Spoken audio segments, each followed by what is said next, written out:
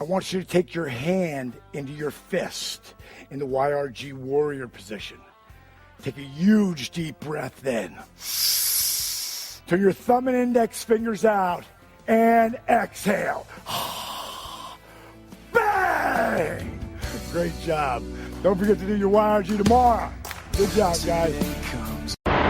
If someone asks Jim who is the greatest wrestler of all time, who would he say? But you can't just say so-and-so was the greatest of all time ever at this. I don't want to toot my own horn, but toot.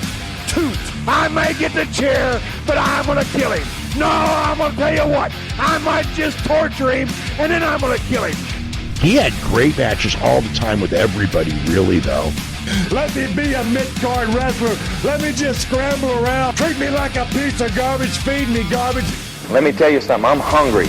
I am really hungry. He doesn't like Colt Cabana. That's not a secret.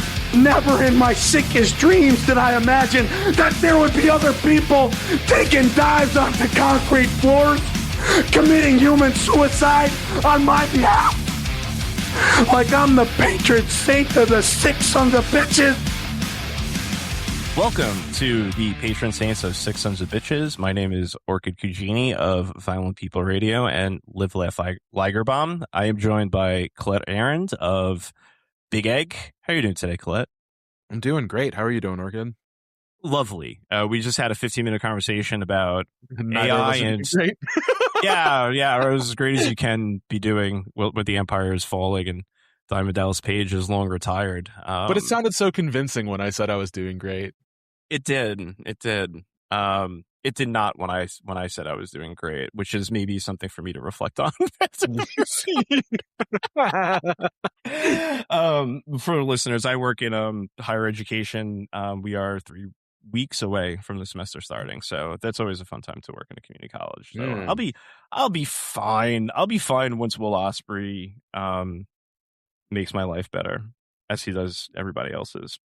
But this episode isn't about Will Ospreay. This episode is about somebody who's near and dear to both of our hearts. Probably closer to your heart, but still dear to mine as well. Diamond Dallas Page. Colette, do you want to get us started on just introducing DDP and generally just talk about, the patron saint of Diamond Dallas Page? Yeah, how does one introduce Diamond Dallas Page? I think that a lot of people, when it comes to DDP, want to start at the conclusion, which is that after his career as a pro wrestler, he became something of an inspirational figure and life coach for many people, not just wrestlers, but like normal folks, army veterans and people who like needed to lose weight or regain mobility or whatever, for launching his what was initially known as Regular Guy Yoga program, which then later became DDP Yoga. And it's been like a pretty revolutionary thing for a lot of folks. Like, I know people personally who have benefited greatly from his stuff, and there are like wrestlers like Jake the Snake Roberts and Scott Hall, most famously, whose like lives were positively impacted by DDP. Like, they became sober after many years of drug and alcohol abuse. Bagwell too, most recently Buff Bagwell, yeah. Butterbean too. Like Butterbean was like a subject of DDP's rehabilitation skills. But as nice as all that is, I think that does a disservice to the man's legacy of in-ring work, which a lot of people would probably say is secondary. Because again, like, when Lex Luger was inducted into the WWE Hall of Fame, he stood up and walked to the podium after years of being unable to walk because of a pinched nerve in his neck. Like, and that is due to the work of DDP. But how DDP got here is an entirely different story. It is one of perseverance. It is one of adaptability. It is one of change and growth, and really like never doubting oneself, even in the face of an industry telling you that you are incapable of being the big time player that you believe yourself to be.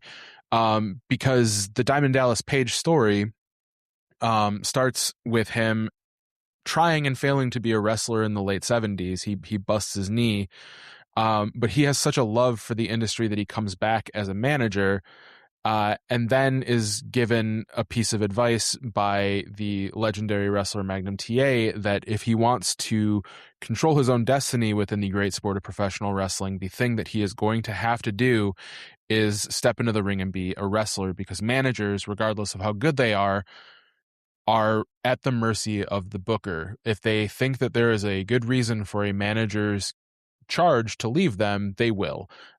You can see this happen with every manager in wrestling history up and down the line, from Paul Heyman and Bobby the Brain Heenan and Paul Bear to, Slick or Jimmy Hart or Big Daddy Dink, who is a DDP associate, Oliver Humperdinck. So he becomes a wrestler, and he, over the course of several years, going from 1991 to when his career starts taking off in earnest in 1996, gradually gets better at it. This happens on B&C shows. I think that he has his pay-per-view debut at like Starrcade 91 and doesn't wrestle on pay-per-view again until 1995. That is a crazy stretch for most wrestlers. But during that time, when he's not on TV, he is in the gym. He is learning how to wrestle. He's adding moves to his repertoire. He's getting better and better. He's getting more confident. He is adapting his weird, like, kind of semi-athleticism. I would say that he has, like, he'd be somebody who's like good at like pickup ball in terms of like being an athlete. He's not Goldberg, or he's not even someone like Bret Hart. Like, he's not a natural gifted athlete, but he is somebody who is able to figure out how to make what he has work in the context of a wrestling match. And you see that happen through time, where he's like a cartoonish villain, where he's like a put upon, like derelict broke dude, when he later wins $13 million from the casino and becomes super rich and is like smoking stogies all the time. Like, he finds his way through basically the doldrums of 1990s wrestling, and in 1996 happens upon a finishing move that is maybe the most popular finishing move of the 2-year stretch of 1996 to 1998. Like, it rivals the Stone Cold Stunner, I would say. Like, it changes the industry too, in that it like changes the way that an audience perceives how finishing moves are deployed in a wrestling match. Like, obviously, it's a finishing move, so it's supposed to end the match. Hulk Hogan drops the leg and that's it. Macho Man Randy Savage hits the elbow drop and that's it. Bret Hart executes the sharpshooter, guy's done. All these things. But the diamond cutter is something that can happen at any time from anywhere. Like, he says in an interview that he has over 50, like somewhere between 50 and 100 different ways of deploying it. And over the course of like a year, he shows them all off. Like, he can do it when he throws you into the ropes. He can do it when he lifts you up onto his shoulders. He can do it by reversing a body slam. He can do it by kicking you in the stomach. Like, he can do whatever, he can hit it out of the blue, and no matter what, you're knocked out, finished, you're going down for the 3 count. And he starts to emerge from a years-long losing streak as a winner, and as, strangely, a beacon of hope in the WCW versus NWO war, which leads to him becoming a legitimate celebrity. And I don't want to say that this is an unlikely scenario for him, given that the most famous wrestler of all time is a orange wrinkled hot dog in a Bozo the Clown wig. But when you look at Diamond Dallas Page, he does not strike you as the kind of person who will be on, The Tonight Show with Jay Leno, or teaming with Karl Malone, or, being the star of a movie. Like, last time we spoke, you called Fred Ottman. You were looking for a phrase for a wrestler that would be akin to a character actor, and I think that the easiest one would just be to call him a character wrestler. Right. It was right there, and neither of us took it, but I'm claiming it now. I wanted to come up with something a little bit cooler, but character wrestler's cool. Character actor is cool as hell. It is. It is. But if we have our own word, like that's the way to make millions. Well, I mean, that's shit. Now, all right, back to the drawing board. We got another. We got some time. Take 2 weeks. I was gonna say that Diamond Dallas Page was a character wrestler, but now I gotta think that through. Because that, like, seriously though, like that is kind of what he looked like, was like a dude from Central Casting. Like, what's the scuzziest looking wrestler you can come up with? Well, here's this dude with his like big like rings on his finger, cigar in his mouth, shitty little like poker vest, and fried frizzled blonde hair, random tattoos, and his nickname is Diamond. Like he's a guy who you think is going to wind up getting beat in 5 minutes on WCW Saturday Night for the entirety of his career, but he becomes one of the defining characters and wrestlers of the 1990s, of the hottest period in pro wrestling history. And all of that was largely the consequence of him refusing to believe people when they told him that he couldn't do it. And if it sounds like I've skipped to the end of this podcast and I'm saying that this is why I believe Diamond Dallas Page is the greatest wrestler of all time, it is. It is also why he was my favorite wrestler when I was a 9-year-old child, watching this great artistic medium. Like, he was somebody who really didn't seem like he should have done as well as he did. And yet, whether it was on Nitro or pay-per-view or WCW Saturday Night, which is a show that I watched religiously as a kid, that was my wrestling show, was WCW Saturday Night. He showed up, he put in the work, and you could see people responding to it in a way that was organic and cool, and something that you just can't replicate today. So I am so excited to be talking about Diamond Dallas Page, because the other thing about like the back forth of his life, kind of taking over for the rest of it, and you know, being the focal point of like what people know him for, is that when you actually go back and you watch DDP matches, they're an absolute fucking blast. Yeah, like, completely. So the Patron Saints playlist that you posted this week has samplings from a playlist of, I think it was at least 45 videos. 44. I sent you 44, and then in parentheses next to a lot of them I said, unfortunately this one's not on YouTube. Yep. And then in like another instance, we should probably talk about the Jersey Triad, but given what's above, I don't think we'll have time, like about his tag team or his trio with Chris Cannon and Bam Bam Bigelow. I am a huge fan of DDP, and time has proven me correct, as it always does. The fun thing about DDP is that he is fun in basically every context he has ever wrestled in. Whether it's his early stuff where he's like a glorified job guy, or when he's emerging into the mid card as like the WCW TV champion in 95, or his run from 96 to 99, like all of it is fun, and it only gets frustrating once people in charge kind of forget what made him such a special wrestler.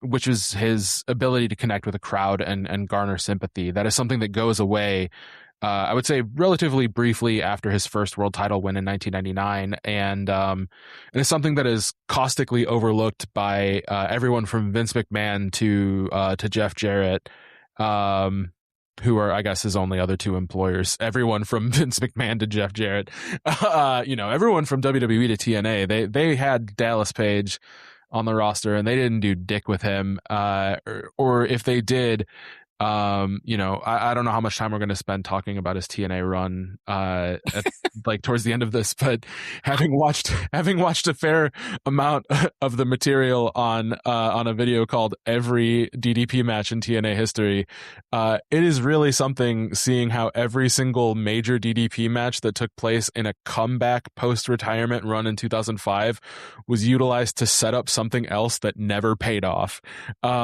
It's fascinating.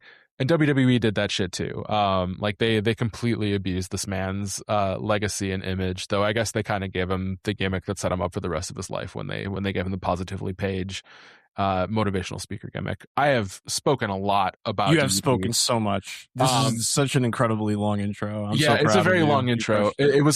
It's also I wrote none of this down. I took no notes for this. I'm flying from the heart here, Orchid. Fuck. Oh, this is going to be a wild ride. So for full transparency, we usually record on Sunday nights, which gives us a little bit of leeway to, go long, make a 2-parter episode. But unfortunately, I had to cancel last night. And when I asked Colette yesterday if she thought this was going to need to be a 2-parter, she was like, I think it'll take 2 hours. And it's then going to she be a goes oneer, baby. 12 minutes on the intro. We're going to do it.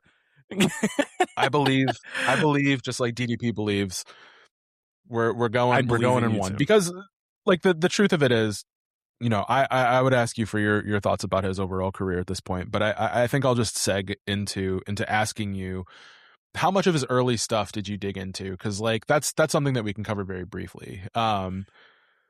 Like, did you watch much of his like managerial career or his early WCW stuff? I did a pretty good job making it through most of the matches on the playlist. And, the funny thing about it is when you sent me 44, I initially pared it down to, I think, 25. Yeah. And then you insisted on the roadblock match gets added. So that got added. And then I added 4 more of my own. So it's like, and I think that like I will happily answer your question, but I do have to like give you just like a high bit of context in terms of like, I am just as excited as you are about this episode to a different extent.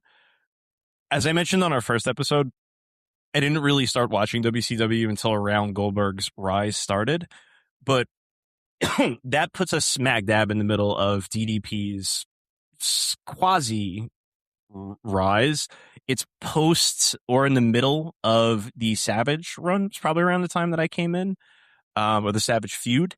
And I think one of the things that I just kind of want to touch on before we hop into this is that I think a lot of people forget, and there's like part of the reason why I'm so excited that we're covering this and that both of us are as enthusiastic about it and not good at being podcasters yet, because I think that, if we would good. but like smart, I don't know. Like, I mean, there's some way to qualify like what it is we're doing, but skilled, experienced, right? But if we would do this like episode on DDP like a year from now, 2 years from now, we probably would have like figured out the format of the show to a point where like it would be like kind of stale.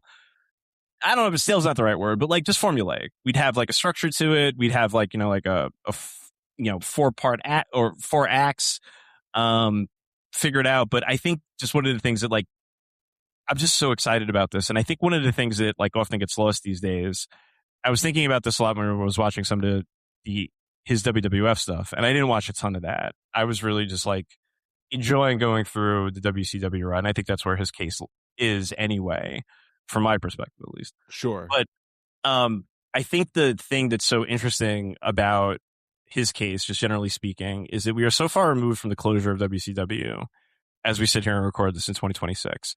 And the WWE state propaganda machine did such a successful job at making some people seem smaller than they were in the competitor company.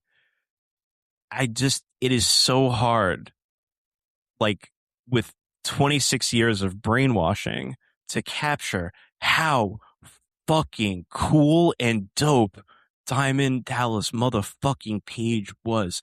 When the show was unwatchable, he was the fucking guiding light. And I think that's like, I'm so eager to get into all of this. Like, you yada-yada'd over Norma Jeans, which is fine, because like that could be a 3-hour long episode in its own. But yeah, I think that I'm just really eager and enthusiastic about this. And before we hop into his early work, just to briefly touch on his managerial work, it's so impressive that like somebody who really dreamed of being a wrestler and just never gave up on that dream. And I did write my final answer out a little bit, so I will touch a little bit on what led him to be a manager in AWA in the first place. But what's so interesting about it is just that, like, if you know anything about his backstory, he was the bouncer and head promoter at a very popular nightclub that a lot of wrestlers frequented. He then figured out a way to parlay that into some radio ads, which he then sent into AWA and got his first managerial gig. And it's so amusing because like his early managerial work it's basically like if there was a amalgam of superstar Billy Graham, Dusty Rhodes, and that amalgam happened to be a trans woman, that was Dallas Page's managerial career. It's just that the 80s with that perm that just look fucking just so gross and strung out. To your point, like he's wearing so many sequins too. Like the sequined Bad Company shirt is one of the sickest fucking things.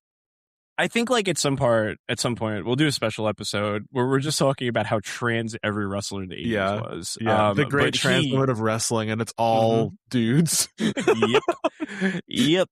But yeah, no, I think you pretty much got all of his early work covered for the most part. The notes that I have here is that like his timing was terrible, his strikes looked awful, and his bumps were fucking terrible. Like he was like a second and a half behind every time he had to like do a flat back body bump. But you could tell that, like, all the difficult stuff, like the filling in between the lines, the emoting, the ability to read the crowd, to know when to deploy the right thing at the right time, you could see it, like, a lot in that early work. Yeah. It's good, too, because right, he's definitely a character wrestler at that particular point in his career, like enhancement talent. But he's fun enhancement talent, and part of that is because you could just see that this is somebody who just understands the connection that he has with the crowd. And it's funny, like I wonder if we'll talk about it at all, but this is just somebody who just really, I don't know if have you ever heard a single wrestler say a bad thing about Diamond Dallas Page? I'm sure that there's some, but no, not off the top of my head. He's like one of the few WCW wrestlers who has no heat with anybody. Yeah. I mean, like, there are funny stories. I pulled one for later because one of the other clips that I insisted be on there was the Clash of the Champions dinner and a movie sketch.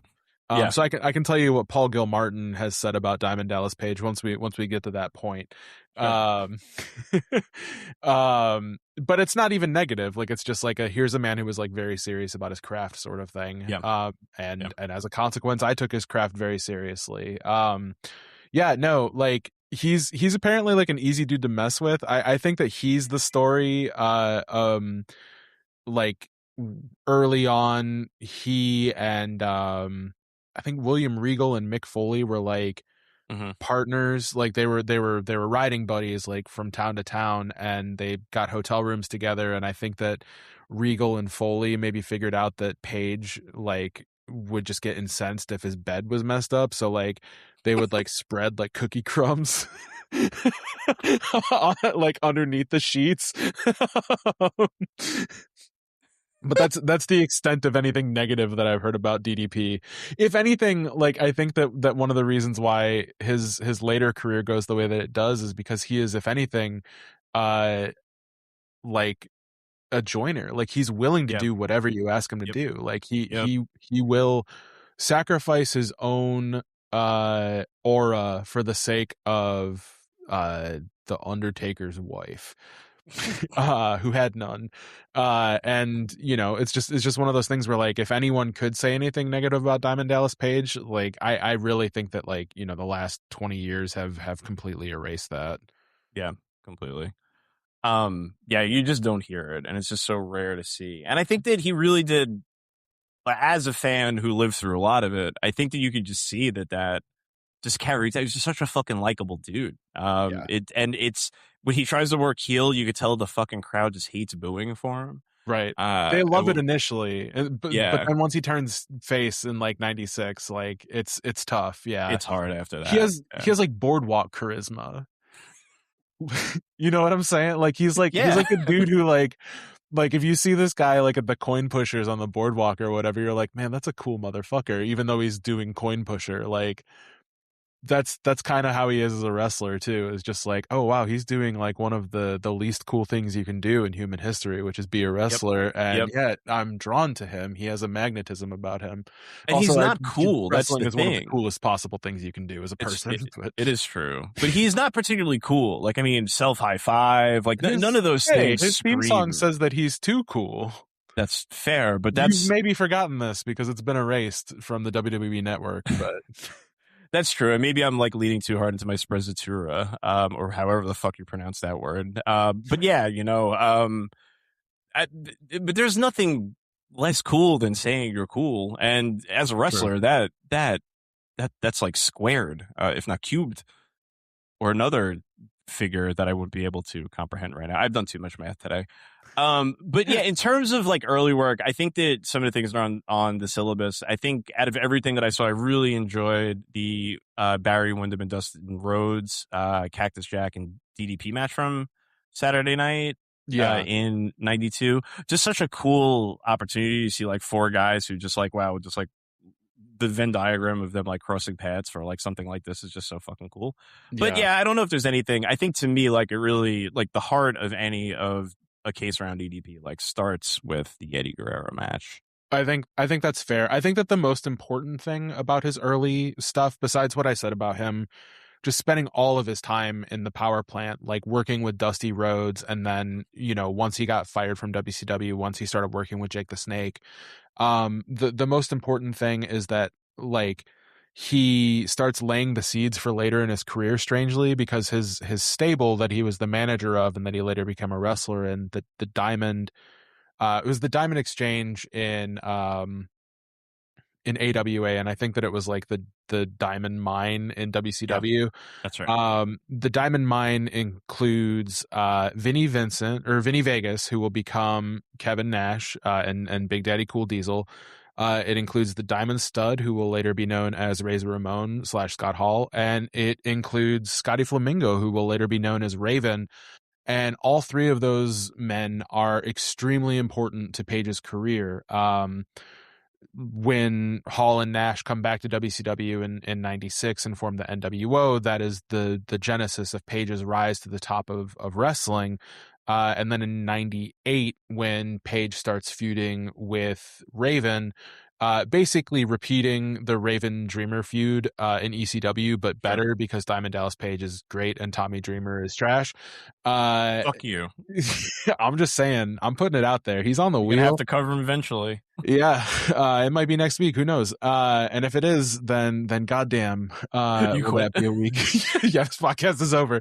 But like, it's one of those things where like, you don't see this too often anymore, where wrestlers will like reach back to like their early past in talking about themselves in like a current context. But like the idea of like DDP is like somebody who like Raven was intimately familiar with from years back, like that's important stuff, and it makes his refusal to join the NWO seem far more risky, because he was basically being invited in as a friend of Hall and Nash's in 96.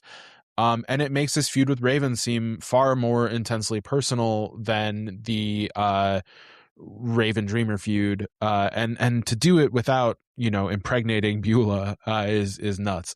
So shouts to them for improving on you know, what is a great storyline for Chuds. But we're not there yet. But it's just important to note that early part of DDP's career like plants a lot of seeds that like I don't know if anyone was cognizant of in 91 to 93, but like they become very important over the course of his career. And I think that is to his benefit as one of the more meticulous thinkers of his time. Like he is a planner. He is somebody who connects the dots and make sure that everything makes as much sense as possible in a medium that does not frequently give opportunity to nor reward folks for doing so. But Eddie Guerrero, we've not talked about Eddie on this podcast yet. Not a single time. But at the same time, we've only had 6 episodes, which is crazy to believe. But I think that's what happens. I mean, I record. There was opportunity. Everyone remembers the Korakuen Hall Classic against Megumi Kudo. We could have talked about him with John Cena, but that was a really brief encounter. I did not sleep well enough. I thought for a second there was an Eddie Guerrero. Wait, you thought that was real? Yeah, I did. You could have kept going, and you would have had me fooled. Yeah, you know, it was 2 out of 3 falls. Exploding barricades, 1 pin. Yeah, 1 count pin. Yeah, completely.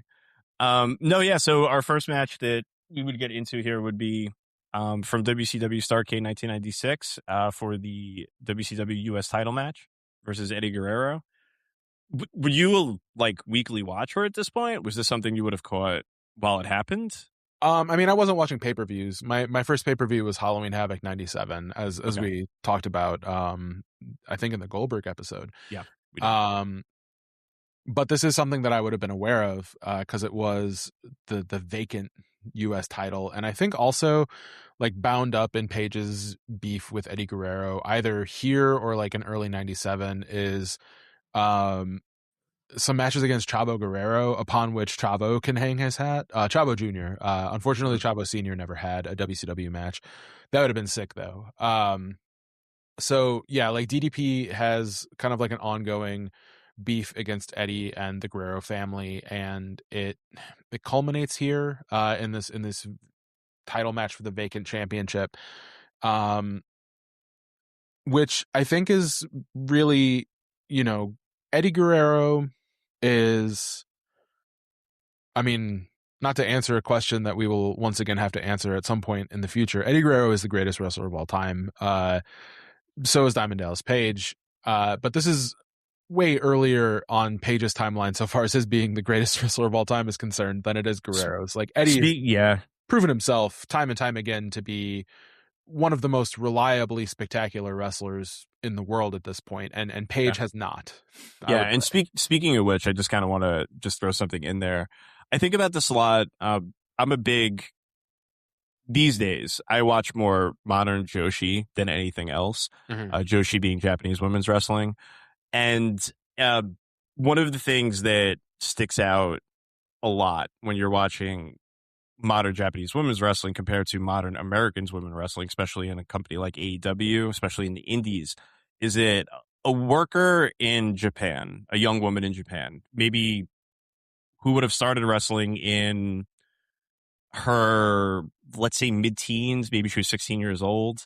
By the time that worker turns 21, 22, they have wrestled anywhere between 150 and 250 matches a year. And compare that to like AEW, for example. There's a wrestler in AEW, Julia Hart, who I frequently dunk on Violent People Radio, that has wrestled less times in her 6 years career than some like 20-year-old Japanese women have in about an 18-month or 24-month time frame.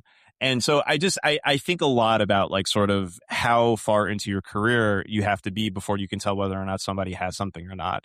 And I think like what I've kind of like landed on, at least in the modern like landscape, is that by match 200, match 250, I can pretty much tell like whether or not you're going to make anything of yourself in this industry. Oh, DDP would have fooled your ass then. Well, but that's the thing. Even with the earlier matches, I can see things, and the thing is, you can see growth, right? And that's the thing that's really important. Is that like, after a year, you kind of want to see a few things get better. It doesn't necessarily. I'm not somebody who needs like moves to be crisp. I really care more than anything about, as I mentioned, the emotional response that I'm having in various contexts, right? And I think that the interesting thing about this is so yeah, again, like around match 200, 250, that's when I could feel like you could tell whether or not a worker has something. And if I'm not mistaken, I did count. This is about match 280 for DDP. And I just found that to be just like, oh shit, maybe my fucking really anecdotal number that I just threw against the wall might have some something to it. Yeah. I mean, once you're in the ring, particularly at the level that he was at, it's so strange. He basically was like learning on television. Yeah. Which is, I don't know, it feels like something that would have a lot more pressure associated with it, but in the 90s, I guess maybe not. The wrestler that I thought of while you were talking about Julia Hart wasn't Julia, but it was Hook. Hook. I knew you were going to say Hook. Yeah, completely. Like Hook, who has wrestled, according to cagematch.net, 114 times over the course of a... Fuck. God, he debuted in 2021. Yep. On AEW Rampage number 18. God rest AEW Rampage's soul. What a great show that was. But yeah, like someone like that who has done basically all of their wrestling in front of a camera. Like obviously there's training and there's stuff like that, but a training session is no substitute for live experience. And Paige was getting his in it wasn't always against Ricky the Dragon Steamboat caliber opponents, you know, like it wasn't always, oh, there are 4 wrestlers in the ring and 3 of them, Cactus Jack, Barry Windham, and Dustin Rhodes, are among the greatest of all time already. You know, sometimes Page was in there against not very good wrestlers, and sometimes he was asked to lead matches that he shouldn't have had to have led yet. And I think that coming into his own, you know, God, the crazy thing to think about is that like he was much older than the average wrestler when he got started. Like I think that he made his debut as like a full-time wrestler like already in his 30s, which was the time at which, you know, I think during the time when Page is truly on top of the industry is when the World Wrestling Federation starts having Jim Ross talk about how WCW is the seniors tour because like their roster is averaged out in like the 40s or whatever, whereas like now, you know, the mid 40s is the average age of a WWE pay-per-view, or sorry, premium live event. I apologize to Nick Khan for getting that one wrong. You know, the average age of wrestling has gone up as medical science and steroids have gotten better and less detectable, respectively. But like Page didn't really have that. Like he was learning as a 30-year-old on television for years. And yeah, like it's just like one of those things where like I think that his early mentorship being, you know, a combination of Rhodes and Magnum TA and Jake the Snake Roberts like meant that like he was thinking about how all of this stuff worked before his body kind of naturally knew what was going along with it. And then once you start putting him in there with experience against ring generals like Eddie Guerrero, good stuff is bound to happen. What's more impressive than this, again, to me, is like the Starrcade match is great. His other matches against Guerrero are great. I think that where you really start to see like Page coming into his own as the sort of wrestler who would later be able to lead, you know, Jay Leno into battle. And this is no slight on Chavo Guerrero Jr. is that Chavo match where like Chavo is also very young in the industry at the time. And I think is like 24 when he wrestles him at Super Brawl, maybe. And like has a really good match and like again has like more good matches with him on like Saturday Night and things like that where, you know, he knows what he's doing, he knows what he's up against, and he knows how to this is going to sound very simplistic, but like when you as a wrestler understand inherently what you are capable of and how that applies to what your opponent is capable of doing and can find the balance between those two things, special things tend to happen in the ring. And this 19-minute match against Eddie Guerrero is proof of concept for DDP in a way that similar matches against someone like a Johnny B. Bad weren't quite in the years prior. Sure. Yeah. It's a gateway. It's a gateway to something much better. Also, every time I watch a WCW match at all anymore, lately, like I've been covering a lot of WCW Nitros and just WCW in general. I love WCW, and I've been saying that I bleed purple and gold, which is because the flag that Jim Duggan carries for WCW is purple and gold. Every time I look at a WCW ring, it's blue and yellow, and it freaks me the hell out. Like it's like I feel like I'm colorblind or something. I also bleed blue and yellow, which are very healthy colors for your blood to be. Actually, I guess blood is blue until it leaves the body, so yeah, that's good. That's good. Purple and gold maybe less good. But I bleed those as well. Whatever colors WCW is, that's the color I am. Until you get into like the bird shit logo days. I was about to say era of WCW. Yeah, I was gonna bring up the UFO logo. I think, you know, I don't want to just kind of like elide a lot of what makes Page in this era good, but I do know that like the main event of this podcast is what comes directly after, which is his feud against Randy Savage. I think before we get into that though, I want to ask you, I spoke about this in the introduction. What are your thoughts on the Diamond Cutter, on DDP's finishing maneuver? The ace. I mean, definitely my favorite move when I was 12, 13 years old. Like, it's so sick. it's so fucking cool. I mean, To it's your so point, good that it's over to this day, right? Like, yeah. Randall Keith Orton does the Randy knockout. He's got you. And to your point too, like with it being like a move that you can deploy at any moment, I think like, okay, obviously the stunner, we're talking about moves from 1996 to 1998. Nothing tops it. I mean, just everything about the stunner is just fucking filthy. But there's no necessary setup like the gut kick, right? Like to your point, he could deploy it from like a myriad of different ways. 50 if that's what he said. Mm-hmm. I believe it. I've probably seen about 20 in the last 2 weeks at minimum, ways in which he can deploy it. But it's such just a great way too that we talked a bit about it with the Goldberg match. It's a great way to structure a match as well. And like you even see that in I think it's the first Savage match. It is, when he goes for it early while Savage is next to the ropes, and Savage just grabs the ropes on his way down to just minimize the impact of it. It not only is something that is beneficial for him, it's not only something that is beneficial for the structure of a match, but it's something that could also increase his opponent's output and allow them to look savvier, smarter, sharper, more powerful. We talked about it in the Goldberg match. Like it was Page's trump card, and he could not use it on Goldberg, and it made Goldberg look that much stronger. Yeah. It's one of the sickest fucking finishers, often imitated. Say what you will about Randy. I think if and when we get to that episode, that will be a fun one because I am not a fan, largely. But just that's the closest you can get to a move having that much impact that doesn't need as much setup. It's when I think about some of the more like overpowered finishers today, it neither involves like setting somebody up on an electric chair. They're on the ground.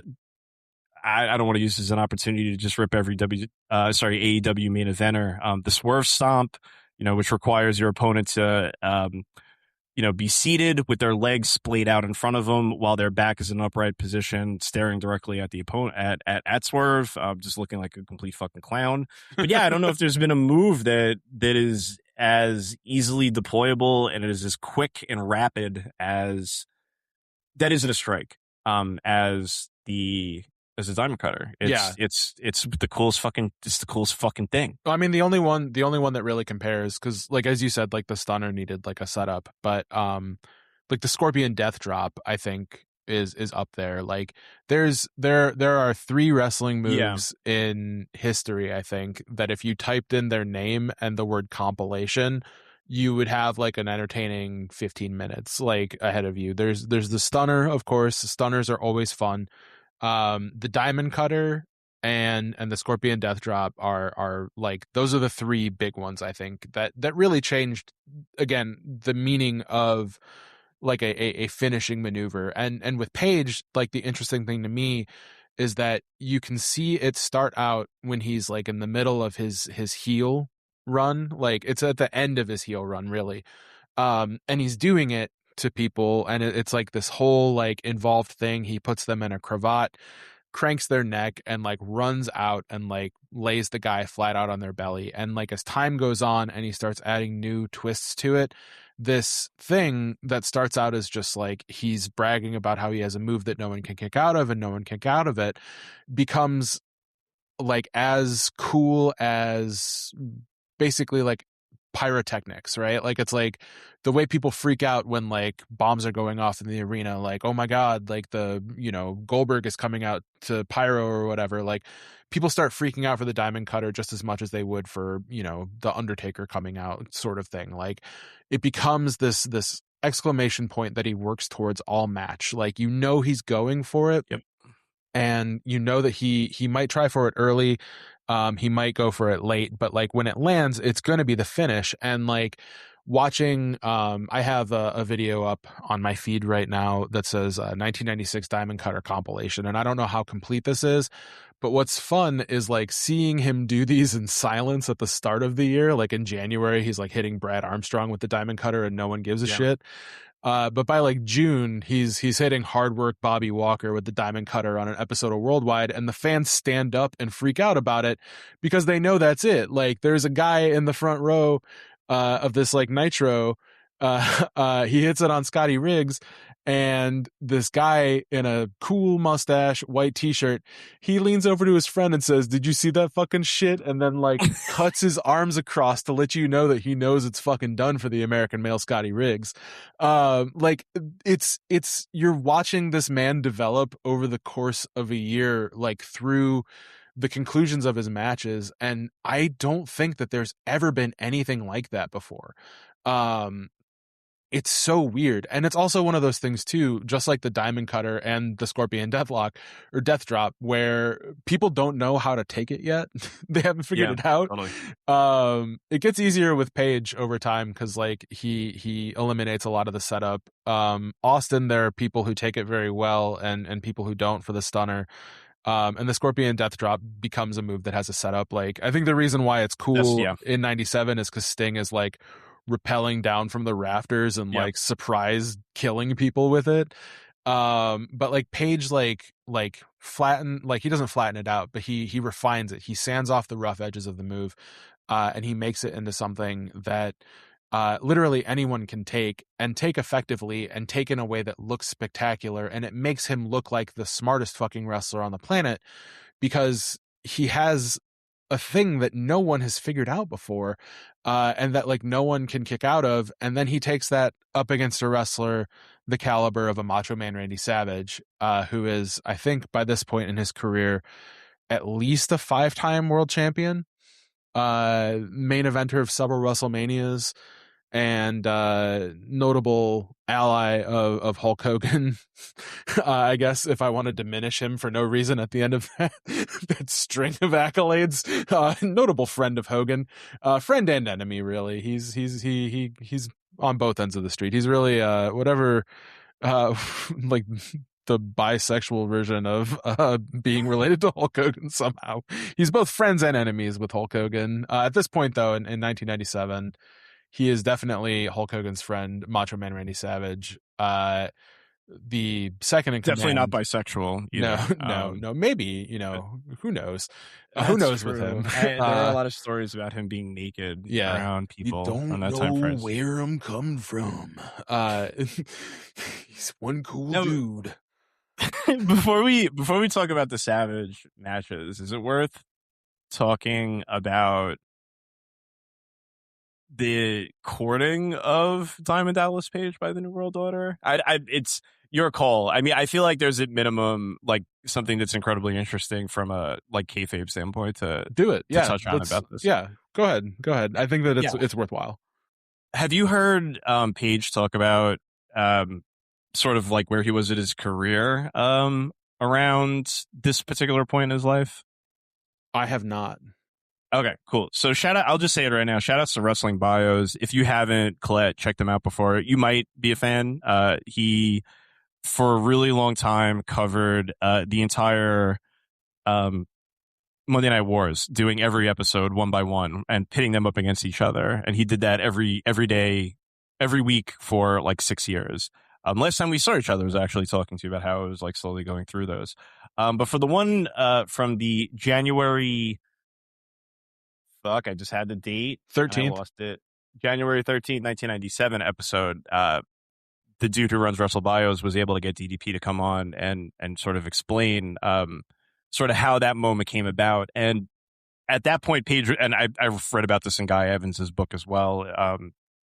But at that particular point, Page was really feeling as if his career had hit a standstill and he wasn't really going to be going anywhere. And at least getting an opportunity to move up the card was most likely like past him. And he kind of pleaded to Hull and Nash, as you mentioned, who were his former proteges, I don't know, clients, whatever you would call it, when they were part of the Diamond Exchange. he pleaded to them to just sort of say like, hey, like, is there anything, you might be able to do to like help me get over? And they were two guys who were historically, that doesn't work for me, brother-esque in their protection of their own spots, right? We're like actually just like eager and happy to do anything that Paige wanted to sort of like give him an opportunity to get a leg up.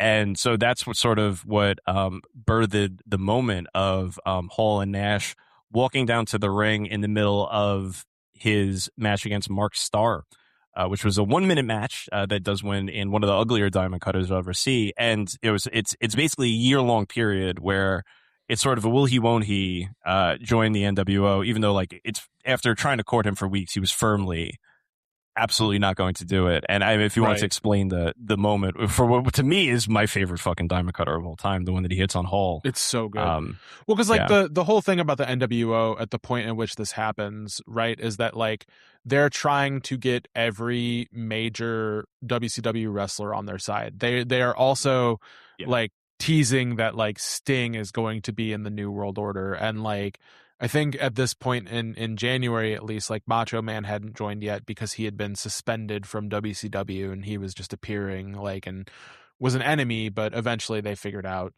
well, it would be better to have Macho Man in. So yeah, they wanted to get DDP in, and in this extremely famous segment,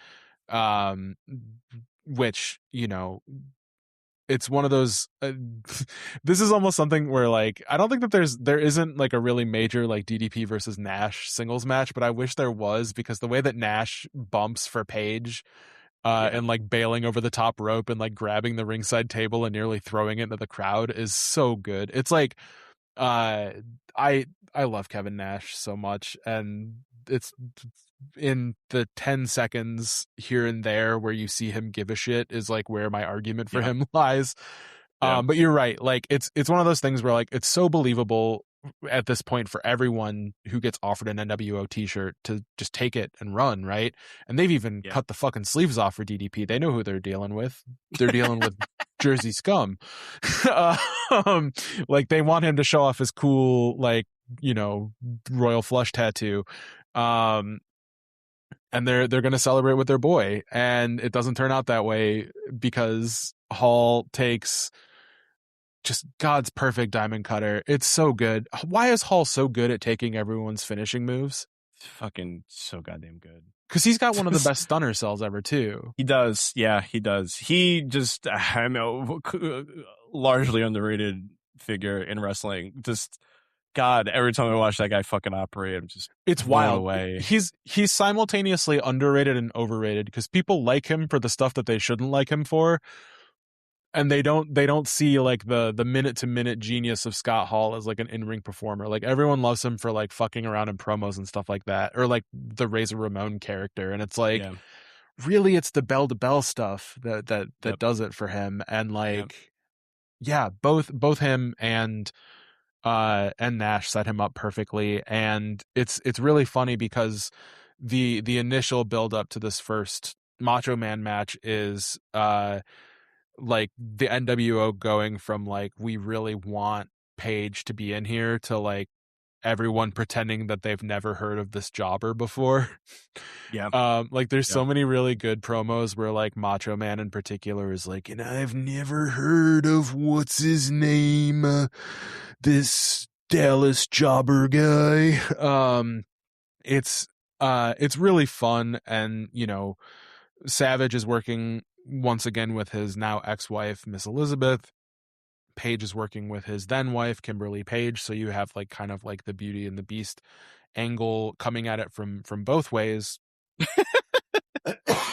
I just blew my throat out doing a Randy Savage impression, which wasn't even that good. It was good. It was good. Thank you. Yeah, solid B. Yeah, thank you. I'm trying it out. I won't be trying it out much longer though, because that hurt. But like it's a weird thing where like Savage gets to lean into, I think, his peak mode throughout this feud, which is as a heel. I love Savage so much as a heel. that it isn't even funny. And I think that the dynamic of him as a heel works so much better with Miss Elizabeth than with Sensational Queen Sherry, which is no disrespect to Sherry Martel. It's just that like the idea of Elizabeth running interference for a bad guy is like, again, very Beauty and the Beast, and just classic stuff. But Paige gets to live out the post Warrior retirement match Macho Man stuff where he's like the conquering hero who's with his wife and is like defending her honor sort of thing. So you get like these kind of like two modes of beloved wrestling character like battling each other over the course of really the entirety of 97.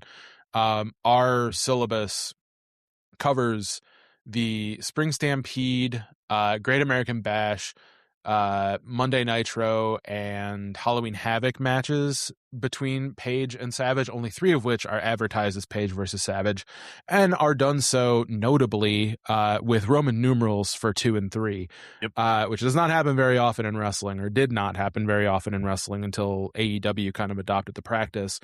But this is a feud that basically takes over WCW. Like, it is their main event feud for the majority of the year. Like, I think Hogan is busy doing movies, in quotation marks. In fact, I know he's doing movies because later on in the year, they'll do like vignettes where they show like Grace Jones joining the NWO, which is sick, because she's an assault on Devil's Island, you know. So someone has to take over, and that someone is the Outsiders and Savage. And Savage's main antagonist, or the protagonist against him, is DDP. And some combination of Savage, Hall, Nash, Page, and Lex Luger will end up main eventing untold numbers of Nitros, Clashes of the Champions, pay-per-views, etc., keeping things warm while Hogan is unable to wrestle the likes of the Giant. And, you know, it all culminates in Lex Luger winning the title in the greatest moment in the history of our sport. August 1997, Palace of Auburn Hills, Michigan. But this feud, I think, overall, I was asked this question because I watched it with my partner Emmett, who had never seen any of this stuff before. He's still relatively new to wrestling, so we watched all of the Paige Savage matches together. And at some point, I just kind of idly said, "I think this might be the best feud of 1997." And he was like, "Oh, like what's another feud from 1997?" Which immediately caused me to go, "Oh fuck, is it the best feud of 1997?" Because the other best feud of 1997 is Bret Hart versus Stone Cold Steve Austin. Yeah, Bret Hart and Stone Cold. But I think, and I'm gonna toss it to you after I say this, I think there is a legitimate argument for Paige and Savage as the best feud of 1997, despite how good Austin and Hart is. When wasn't Hart and Austin's first match at Survivor Series? It was Survivor Series 1996. Yeah, then I'm out. I mean, that's the better match. No, that's not the better match. Who the fuck am I kidding? I wanted to say something really bold right there, but no, it's not the better match. No, I mean, I've always thought of this as being the quintessential feud of that era. I think the peak is probably higher in Austin Hart, but I think the full scope of the feud, I think you're getting 3 incredible matches. I don't know, that Survivor Series match, I've watched it a few times. But it happens in 1996, so bam, it does. Back there.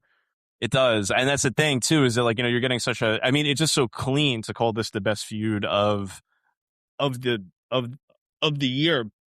And on top of that, like, I'm trying to think of one in either company that is as consistently good in such a brief period of time. To me, it's like almost the quintessential feud of WCW in many ways. I think it's easy to, again, as I mentioned earlier, I might be leaning a little bit too heavily into this, but I think that, like, Paige's legacy is completely erased in the latter years of, like, what this company was. He did such a, like, incredible job of, like, keeping this company afloat, and this is easily, like from an in-ring standpoint, his best feud. And I mean, he really, like, I mean, Macho Man at this point was like sort of floundering in his own. I think it's an incredible testament to both of them, what they were both able to do and able to accomplish with this. But I think at the end of the day, I don't think it's particularly close. I think this feud is one of like the few from this time frame that is as like brief as it is and as like transcendent as it is. Yeah. I mean, it's one of those things where like I think that where Hart and Austin, I don't want to say they fall off because they don't. They never get to properly resolve the feud. Because of the Montreal Screwjob, for one. For two, after WrestleMania 13, like the Hart Austin thing becomes the Canada USA thing, while Austin ends up feuding with Owen and breaking his neck and then transitioning into a feud against Vince. So again, a lot of things that never properly get resolved, but the Bret Hart Foundation Canada USA stuff gets diluted a lot because, you know, as good as it is and as well remembered as it is, there's also, you know, like the Bret Hart versus Undertaker at SummerSlam 97, fucking phenomenal match, like awesome match, arguably the best Undertaker match. Like, you know, and he's had a fair number of good ones. I'll give him his props. Whatever. Probably not even in like Bret Hart's top 5 of that year. Because it's probably number 6. I don't know. I'm just speaking out of my ass here. But you also get Bret Hart versus like the fucking Patriot, you know, in like a flag match. He's got some ups and downs, whereas like there's such like a clarity of purpose here. And it's two wrestlers who I think are so perfectly matched for each other in a lot of ways. Like I mentioned earlier that the DDP's thing was how meticulous he was in thinking about match structure and where to place his comebacks and at what point to deploy which one of his signature moves, all of which had names even though they were rarely used, like the Diamond Dream DDT, or my favorite one, the DD Pancake, which is essentially a Styles Clash without him risking someone's neck to do it. Like he has all of these things like in his arsenal, and he's plotting them out along the course of the match. And here in 1997, he meets the wrestler who is perhaps most famous for this sort of thing, a wrestler who like forced folks like Ricky the Dragon Steamboat and Ric Flair to do things that they swore they would never do in their life, which is practice matches ahead of time.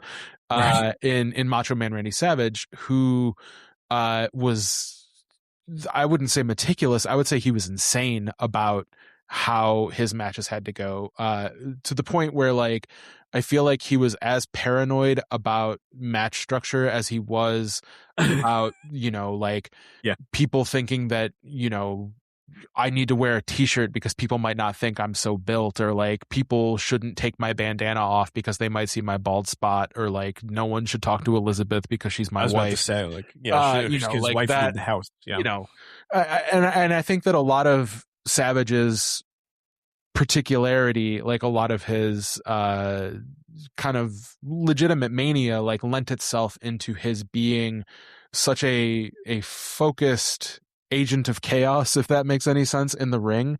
And I think that like you're kind of getting in this feud what something like Savage versus Jake Roberts really should have been in like 1992 but wasn't for whatever reason.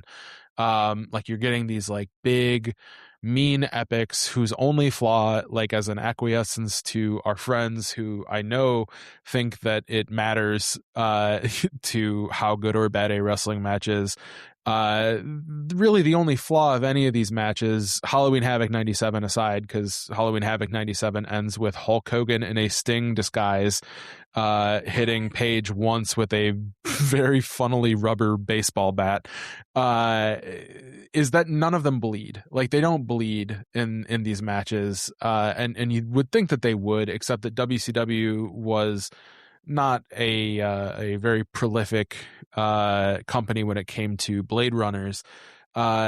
You just weren't allowed to do it. It was owned by Turner, and I was going to say there's the standards and practices. Yeah, like in 1996, Ted Turner was like on the verge of shutting down his own film company so that he didn't have to release a David Cronenberg movie about fucking and car crashes. So he wasn't going to let Diamond Dallas Page run the razor on account of Macho Man Savage popping him a couple times over the eye, like it's just these cars having sex with each other. I wish that would have made Crash so much more interesting than it was. Well, why are they fucking? Yeah, he's talking to Jane Fonda about it. Jane, come in here, baby. It's like you can't really fault wrestlers for not wanting to risk their employment. So the fact that they don't bleed at Spring Stampede, or I think Savage gets a little bit of accidental blood, like on his arm, maybe at the Bash, like when he goes through the picnic table.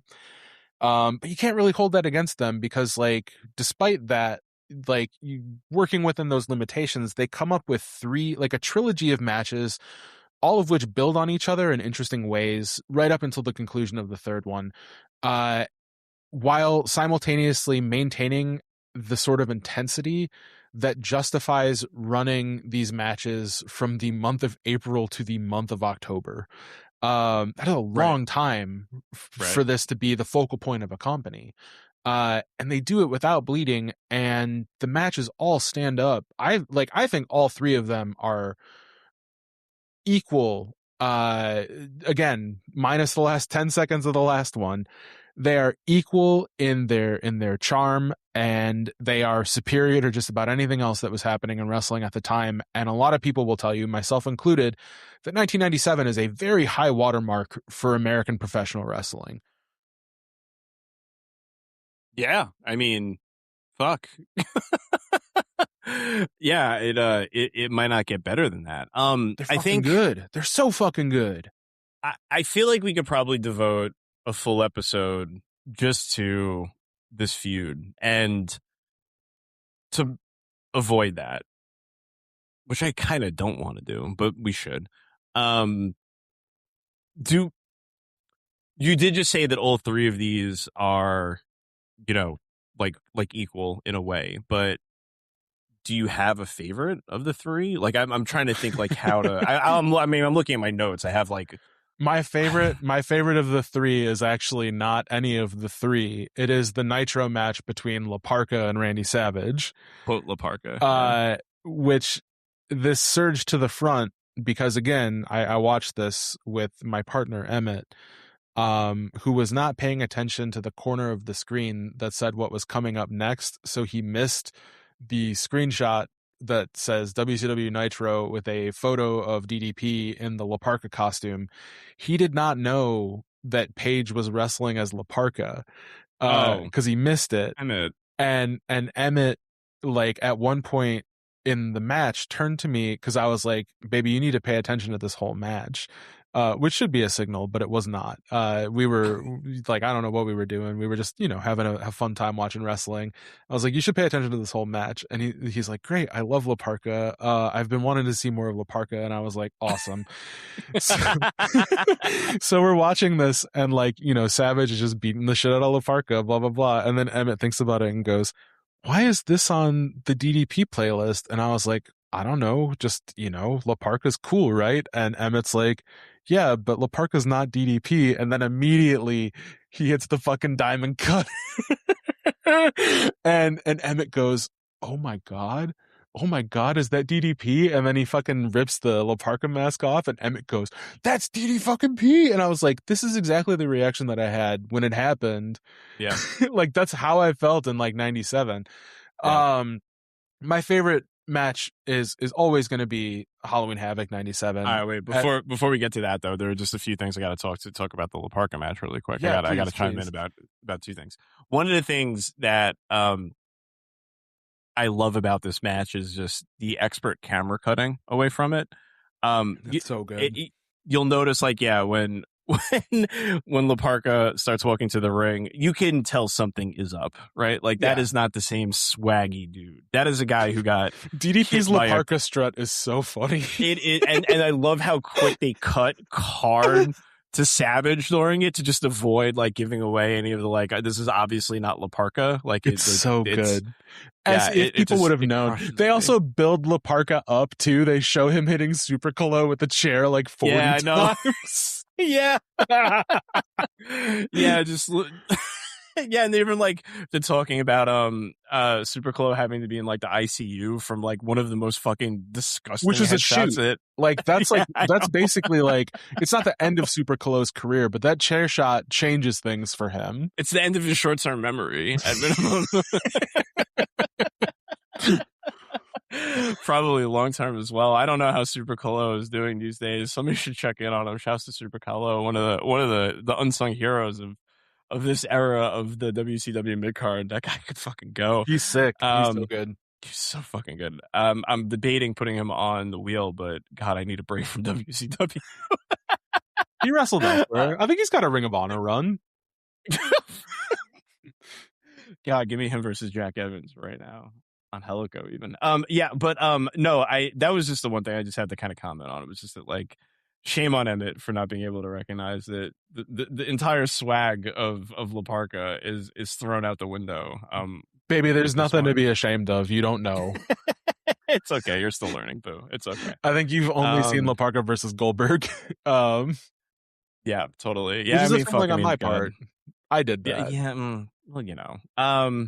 There's so much wrestling. Oh, so your favorite would be the Hollywood Havoc one? It's the Halloween Havoc one. I mean, like, it's one of those things where it's impossible for me to. That's my first pay-per-view.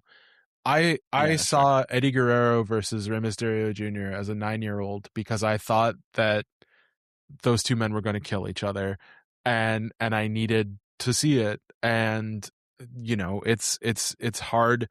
It's hard to put into words how good Halloween Havoc 1997 is. I will even go to bat for the cage match between Hogan and Piper, which has the most insane thing ever in the Macho Man Randy Savage double axe handle off the top rope or off the top of the steel cage. It's phenomenal. Terrible match, but great at the same time. And all of that was because I wanted to see those two men wrestle. And even if I think that, like, you know, the prop work isn't as cool because the stuff is like clearly made of foam, like the casket and the grave headstones, even if, you know, they had done this NWO guy is disguised as Sting 700,000 times and it wasn't any less convincing when it was Kevin Nash as opposed to it being Hogan this time around. Like, you know, you look past those things because nostalgia is like a very real thing. And for, you know, 18 minutes of it, those two are going full pelt and making a real go at having a legitimately fun, brutal last man standing match. I forget though, like the Great American Bash one might be the best one though.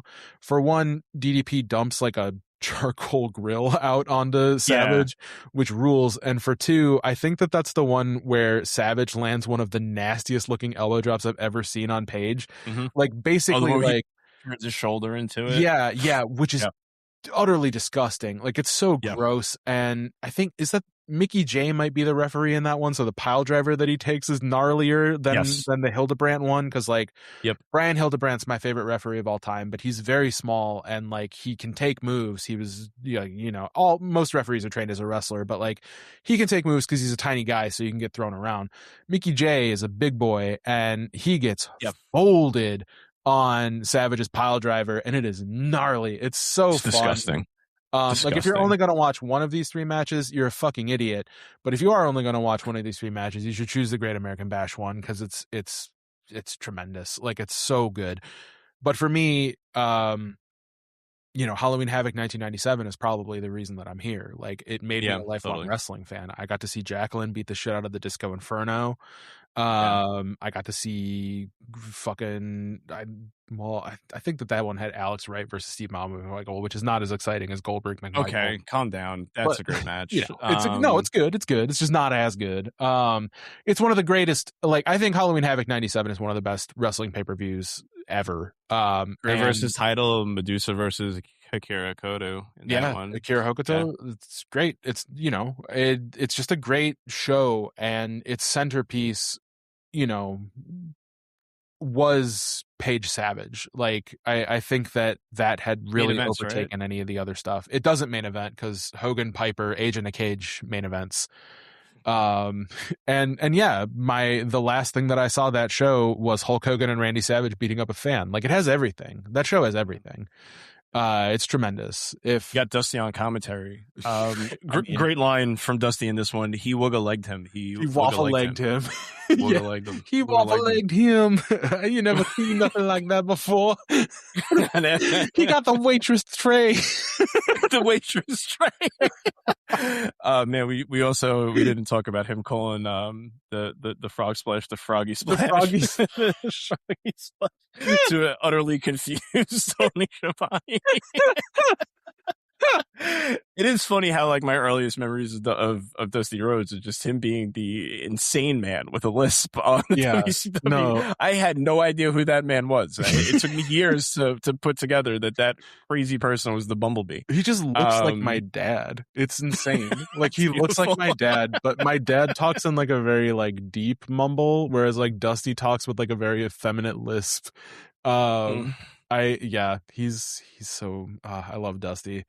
My notes for Savage 3 is just that I just couldn't stop paying attention to anything besides Dusty's commentary. He's having such a good time. No, he is. God, he's so adorable. How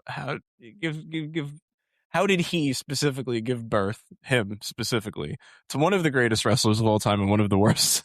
Yeah, it's utterly incredible. This Cuban genes are ruining it for. I'm not gonna talk about Cody. I really want to. No, there's no need. I haven't even watched it. No, but every episode we have to figure out a way to talk about Cody because we're not talking about the negative stuff of DDP, which is that he apparently believed in Cody before anyone else did. I'm very happy about that personally. Also, Halloween Havoc 97, the Savage page to bring it back to Savage page. Possibly the best Randy Savage outfit, that like yellow and black lightning Slim Jim uniform. With the snap into it, right? Weight belt. So fucking good. Yeah, no, it is tremendous. Not my favorite Liz outfit, very basic bitch Liz outfit. The ladies cut NWO shirt just tied in the back with like the leather skirt. She's got better looks. I like the NWO dress that she has sometimes. Yeah, totally. But yeah, no, Halloween Havoc 97 is a whole vibe. And if you as a wrestling fan or you as somebody new to wrestling have not availed yourself of its many pleasures, you should. This is an official endorsement. And I think that this is the second best match on the card. But considering that many people hold Rey Mysterio versus Eddie Guerrero to be one of the greatest matches of all time, that is no shade on this match. It is spectacular. The only thing it's missing is a giant pumpkin. Truly. Two more things I want to talk about in this feud. And now that you brought up Elizabeth, I think this is a good segue into it. But do we want to give any credit to Kimberly and Elizabeth for their work in this feud? Because I do think it's fucking godly. I love in the second match. There's one scene. I mean, Savage is just at his like early 80s like peak, like heel peak in terms of like what he's doing to be a menacing sex pest throughout like the entirety of the match. Like the first match, he's like repeatedly hopping out of the ring to just chase Elizabeth, or chase Kimberly to just try to scare the shit out of her countless times. And I love in the second match where he like kind of like backs her up against the corner to the fact where like one of the fans is like putting his hand on her in like one of the most like inappropriate ways I've seen, but in a way that you could tell it's like him almost believing that like he can be the hero. Yeah, I mean, the thing is, it's like almost, it's not, right? Yeah. But the thing is like that what's kind of incredible about it is that like I could see in the guy's like movements that he's actually not doing anything inappropriate. like he like starts out by just like kind of like grasping at her like waist, and then like you could tell like he's realizing, oh fuck, not only is this fucked up like that I'm doing this to a woman, but also this is fake. I don't have to like actually have my arm around this woman. Like he like slowly like backs it off her and like puts it down, both in shame, less it seemingly less about like touching a woman that he doesn't have consent to touch, and more of like, oh fuck, I bought. And I think that like both of them just like really do such an incredible job to just kind of like round back up like sort of like, you know, damsel in distress. And it's like it's so cool to just see like Elizabeth's roles reversed in that regard. Yeah, and to see Liz, like this feud in particular, and a lot of Liz's WCW stuff in general, like, you know, she's one of those characters who is definitely, I would say, more famous for their WWF stuff. But the dynamic between her and Savage in the WWF is entirely different than the one that they have here. In the WWF, she was the damsel in distress, and she was also kind of like she wasn't kind of, she was a kept woman, but like in character as well, where, you know, Savage's primary motivation when she was at ringside was to make sure that like nobody looked at her, nobody touched her, and that she was there to like serve him, open the ropes for me, like tell him where I'm wrestling next week. Oh, don't say anything at all, sort of shit. But in WCW, when Savage turned heel and rejoined her, she got to be a heel too. Like, I think that there's a really great sequence involving all four of them where Savage chases Kimberly, Paige goes out to stop him from doing so. And in the fracas, Miss Elizabeth sneaks up behind Paige and gives him a low blow.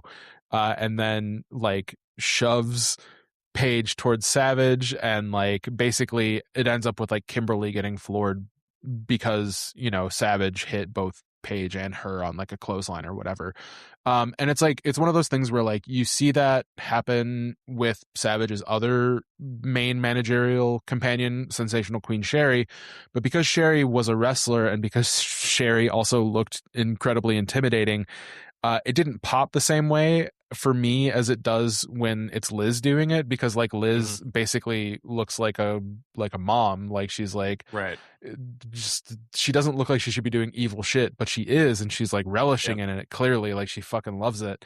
And it's a lot of fun to see. And, you know, Kimberly is essentially playing the role of Miss Elizabeth 1986, and does a really good job of it. There's other stuff like later on, like, you know, when she turns heel, where it's like, no, she doesn't have it. Like she doesn't have it because that's, you know, unfortunately, it's maybe less her not having it and more wrestling not having it for women at the time.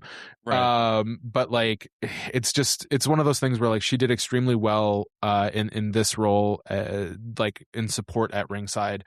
That the more her role expands, like the less it works. Like we aren't talking about Paige's later stuff with like Scott Steiner, outside of the last WCW pay-per-view main event, which doesn't involve Kimberly, but like the feud heading into Super Bowl 99 where like Steiner is like hitting on Kimberly is like, that's where this sort of character has its limits, and it's not very good, and it's not her fault. But like here, it's a sweet spot for sure. Like she does an extremely good job, and like she rescues DDP from suffering the Ricky the Dragon Steamboat ring bell assault. And she's great. She hits her marks perfectly, and she belts it. She gets the fuck out of there. Also, catfighting with Liz at Halloween Havoc and making it a pure singles match for a while until Hogan gets involved is much appreciated. Thanks to both of you, great women of wrestling. Okay, if you weren't able to tell by the episode title, Colette and I were not able to keep our conversation about the great Diamond Dallas Page under 2 hours. So join us for part 2 next week. We will cover DDP's feud against Raven, some of his work against the celebrities of the late 1990s, and the failings of Dixie Carter and Vince McMahon in the later stage of his career. Really appreciate you tuning in, and can't wait for you to check us out again next week.